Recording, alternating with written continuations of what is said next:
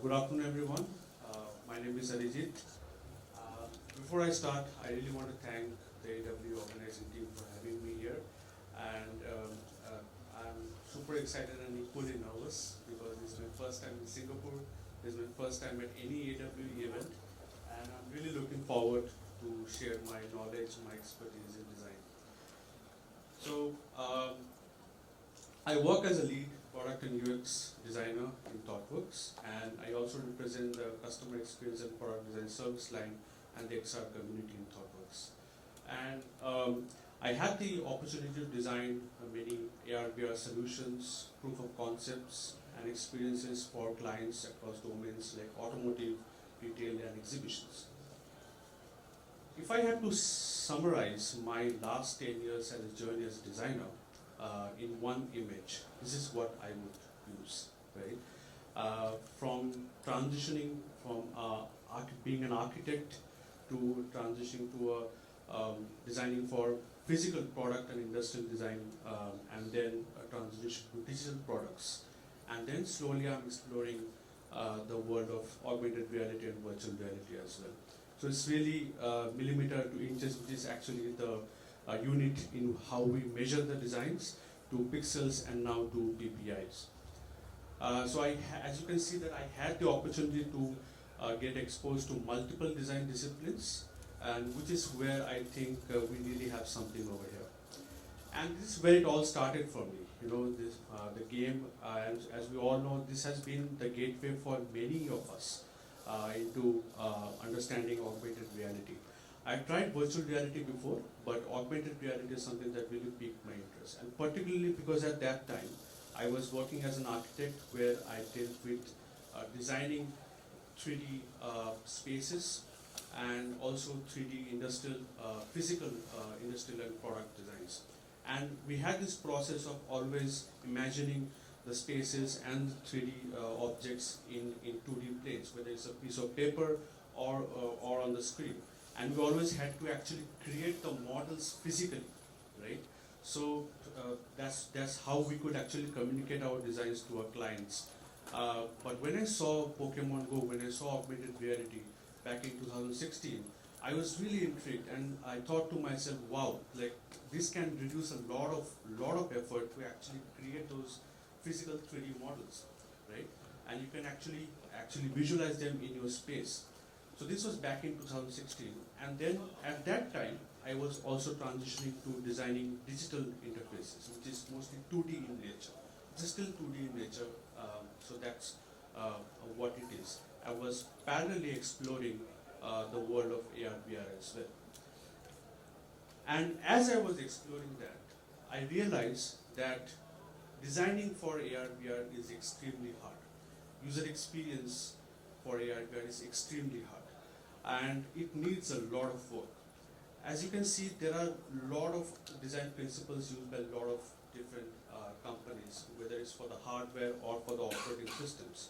And I've seen this general notion when my friends try it, when my family tries it. They're wowed by the experience, they're wowed by what they see when they wear the headset, but they often fail to understand intuitively what I have to do right now, right? So what do I do right now? I can see everything in front of me, but it is not self-explanatory, it is not intuitive. And we know that every AR/VR headset makers, the Metas and the Apples of the world, has their own rules and design guidelines, and which is important actually. And it is really tough to crack the hardware, the display systems, the operating systems, and we are running against physics over here, right? But I also believe that the design principles for AR/VR software experiences has to be design agnostic. So no matter what headset or glasses that comes in future, a design principle that can guide you agnostic of the devices is really important for people like designers and developers, independent designers and developers. And that is what I'll be mostly focusing here today.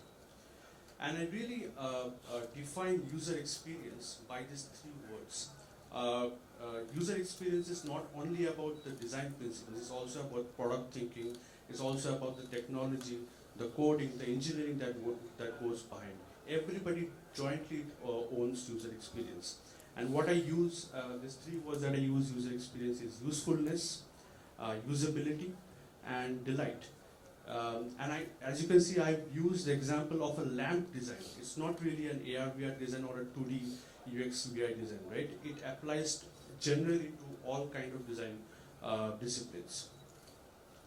And what I also realized that as I'm more venturing into this world of designing for AR/VR, borrowing only 2D design principles and game design principles is not enough for AR/VR. What we need is a mindset change. We need a multidisciplinary design approach to AR/VR. And when I say about multidisciplinary, it's not about 2D UX/UI principles or game design principles, but also architecture, industrial design, product design, animation, art forms like theater and film, sound design also. And if you go deeper into all of this, they have individual categories as well. Like architecture has conservation, it has landscape design. You can see all over the city of Singapore. Singapore is actually a master in landscape design. That's what has created the city. So there are a lot of design nuances and principles that we can borrow from these design disciplines. And particularly, since I have practiced as an architect, I have exposure to that. What I'm going to focus today here is what we can really learn from a classical design discipline like architecture, which is the profession of designing spaces, and other design and art forms. Because, frankly speaking, what is spatial design without spaces, right? And we all know that our spaces are not designed to accommodate AR/VR experiences. And we always have seen this, right? Whenever we try any experience at our homes or anywhere, we always have to be aware of our physical surroundings. Because we have seen in the past that it is not really the case for desktops and laptops. Like we always had these tables and chair settings, always, right? So it got easily fitted into our life. Desktops and laptops didn't have that problem. But AR/VR experiences actually has that problem of being spatially aware. So let's understand what and how spaces are really designed. Like, so fundamentally, spaces are actually shelters. Right from our ancestors, we used the caves as our first so-called buildings to protect us from harsh environments and predators. And now, thousands and thousands of years later, we have architecture, which is in a more sophisticated version, which is not only functional, which not only gives us shelters, right, which not only protects us from the outside environment, but also has a lot of artistic expressions involved into it. So it has become a lot more sophisticated today right now. And if you see how actually buildings are really designed, in this one simple slide, what you see at the bottom is an actual building in an area. And then the 4 layers that you see on top of that are actually conceptual design layers that we actually use to design a building. Like a master plan layer. We first understand what is a master plan will be like, how much open spaces, how much closed spaces, what is the floor plan will be like, what are the construction and materials will be like, what are the services and maintenance that we have to understand to actually run the building. You seeing anything familiar over here? It's design, it's engineering, and then there is maintenance. We use the same philosophy in our software experiences as well, right? So, if you ask any designer here, I think these 2 lines are the mantras for any classical design discipline. So, have you ever heard of these 2 lines before? Form follows function, and function follows form. Anyone? Yeah? Okay, we have 2-3 people. Excellent. All right. So, for the rest of you, have you heard of this slide before? What Steve Jobs says about design? Yeah? Design is not just what it looks and feels like, it's also how it works. So, very simply speaking, form is how it looks, function is how it works, right? And it applies for any design discipline.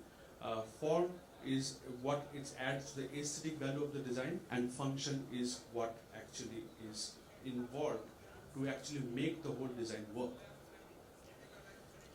And if I just categorize these two words and I break them down, and particularly these are some of the aspects of function, some aspects of form that I'm going to discuss today, which is mostly applied to AR/VR design, borrowing from the principles of architecture and other design disciplines. So first, I'm going to talk about function. And I'm going to use an example of function with an example that is very close to my heart. I come from a city called Calcutta, which is on the eastern side of India. And every autumn, particularly in October, we celebrate a festival called Durga Puja. It is actually a celebration of a Durga idol, and her story is really from ancient Indian mythology. And her story is about the triumph of good over evil. And what happens in this particular festival for 7 days is that the entire city transforms into an art installation. Every nooks and corners of the city are transformed into this art installation. They have this temporary structure that houses that goddess. And it is not only a celebration of the worship, but it's also a celebration of creativity, art, and design. And now it has become a part of our culture and is also now recognized under UNESCO Intangible World Heritage. What you are seeing here is an example of one such corner, one such neighborhood in the city. And what you see at the top is what they did in 2021. Same space. What they did at the bottom is what they did in 2022. But what they did in 2023 was completely magical.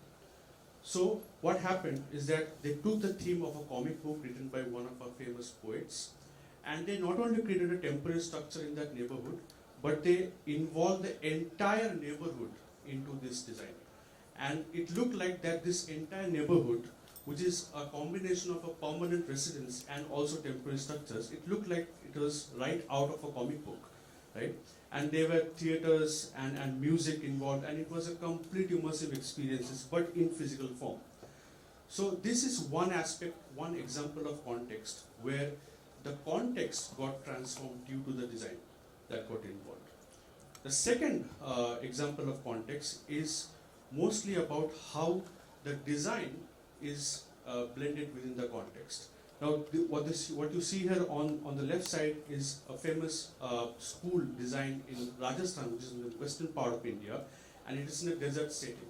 And you cannot, the building that is created actually completely blends within the context. And what you see on the left, on the right side, is a building called Falling Water, designed by Walter Gropius in US. It's actually built on a waterfall.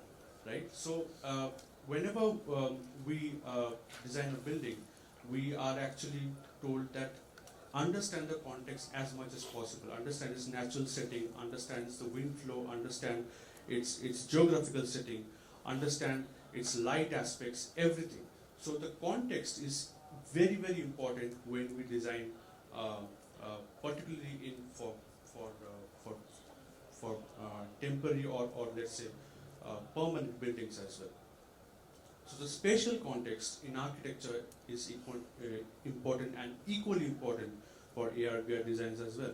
Whether you are building, whether you're designing a building in a natural setting or in an urban setting, or let's say if you can have have a particular experience that can be used actually anywhere. Where it doesn't matter where the space is, but still the user needs to actually be contextually aware. Or you want actually building a particular experience that is particularly location based, which is mostly about the context. So the first festival example that I showed was where the context got transformed due to the design, and the second example that I showed was where the design had to be fitted into the context.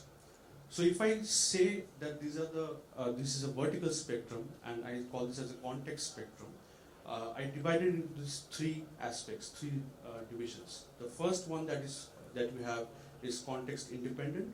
The one at the bottom is context dependent, and the one that in the middle is context adaptive.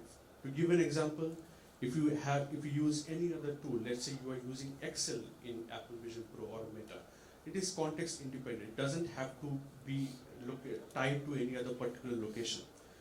And let's say you are actually designing an experience for Eiffel Tower, like that will have, you have to be in Eiffel Tower to actually visualize an experience that is context dependent, because that is particularly built for Eiffel Tower. You cannot scale that experience to other locations as well.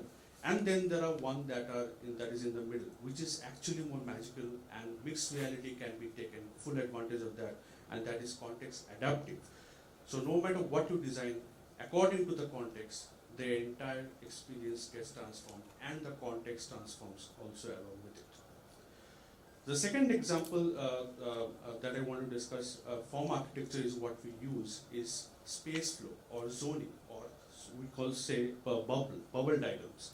What you see here at the top are like different bubbles, right? So before we design any buildings or any walls or anything, right? We put our pen to the paper. We first try to understand the context, and then we try to understand how each of these spaces are flowing into each other. So it's really about the nature of the spaces. It's semi-private to private. So you start with a living room, then you go to dining room and kitchen room, and then you go to the bedrooms, right? When you enter the apartment, you directly don't go to the bedroom. You always have to go through a living room. So the same aspect, the same concept can be explored in the AR/VR world as well. It's actually very familiar, where we have AR, MR, and VR, this spectrum that we have. We always start with augmented reality. We start with understanding the experience, and you can see the spaces also along with it. Then we see the experiences slowly transitioning to mixed reality, and then slowly to virtual reality. It is really about the levels of immersion that we have here, and how each of those spaces, those experiences flows into each other. So similar parallels can be drawn from architecture towards the design for AR/VR as well. And when I combine these two contexts, one is the vertical context and another is the horizontal of immersion, it creates a whole framework.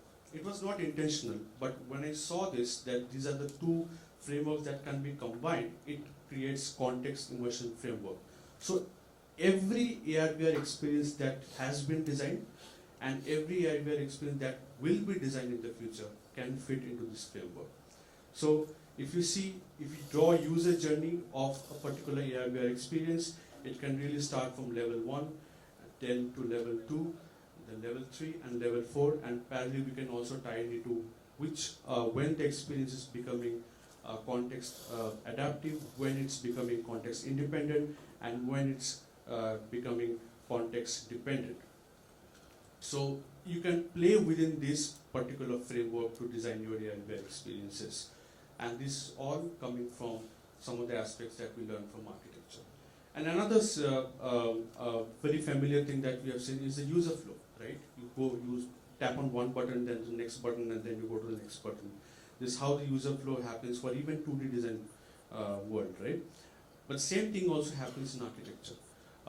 You see, there is an entrance and then there is an exit. Whether it's a museum or any other public spaces that you design, there is always the circulation space, the circulation flow that happens within the building.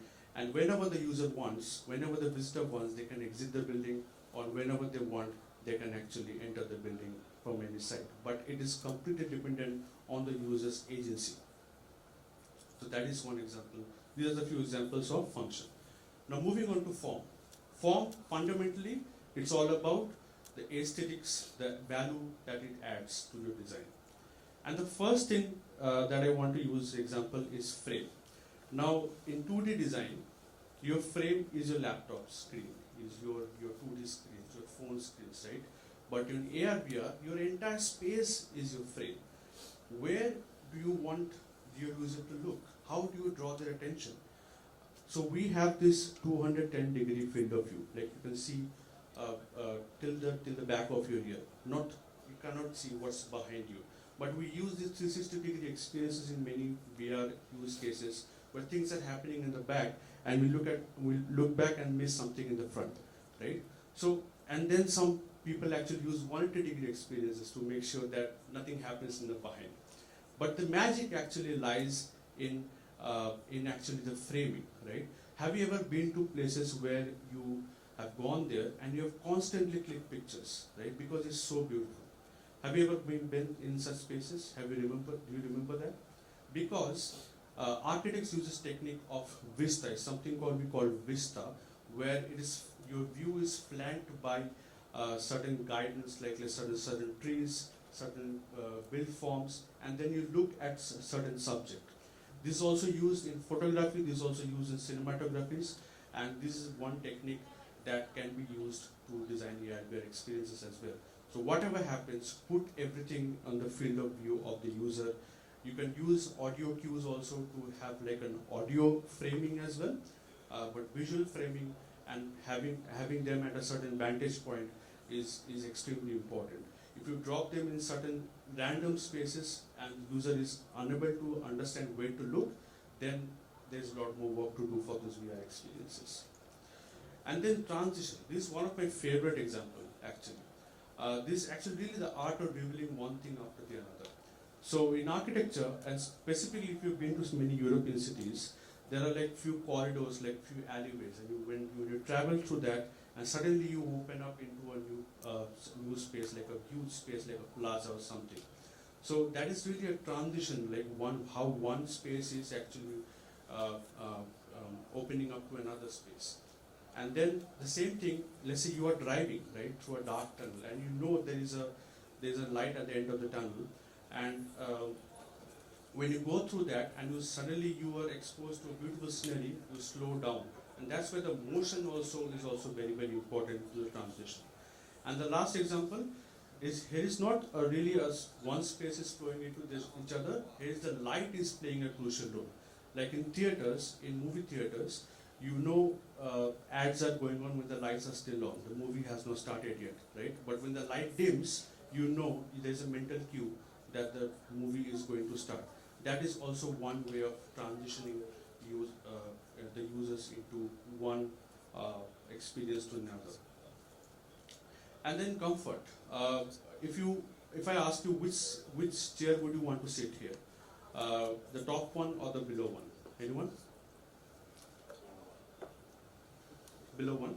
Yeah. Okay. Because the top one looks uncomfortable, right? And that plays a very crucial very crucial factor in form. So similar thing can be actually used for the UI that we design in AR/VR experiences. Because it's part of your space, it looks like it's part of your space. One example is that how can we avoid sharp edges, right?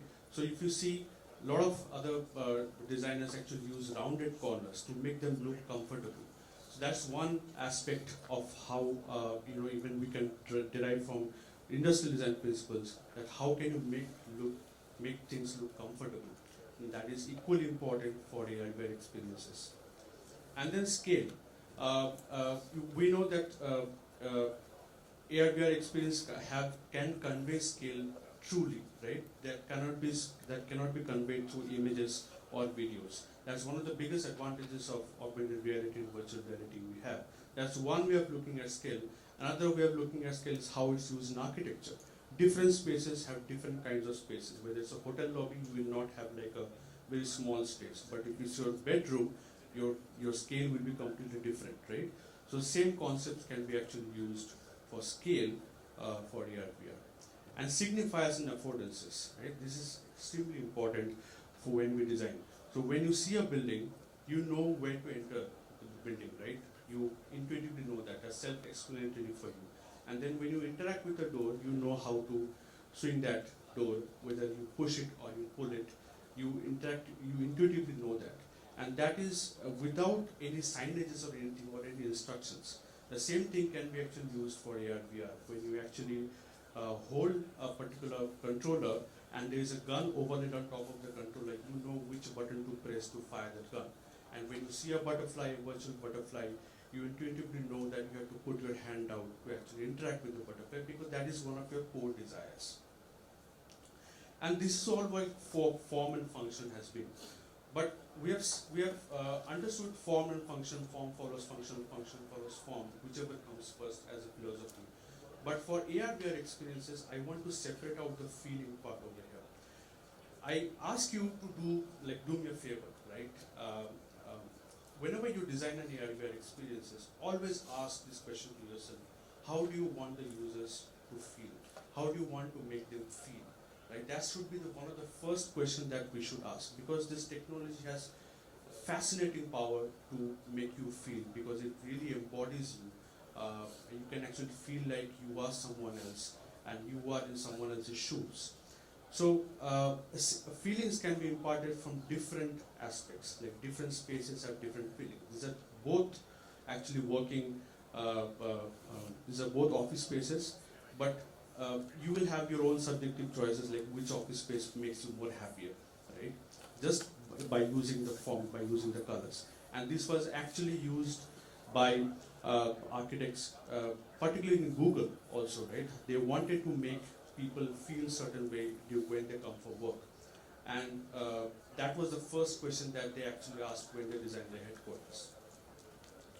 So if I just summarize function, feelings, and forms, feeling can be derived for AR/VR experiences through stories and narratives, through emotions, through audio and music, through messaging, the kind of tonality we have in those experiences, and together, like apart from functions and forms, if we bring in feeling also for only AR/VR design, I think that will create a magical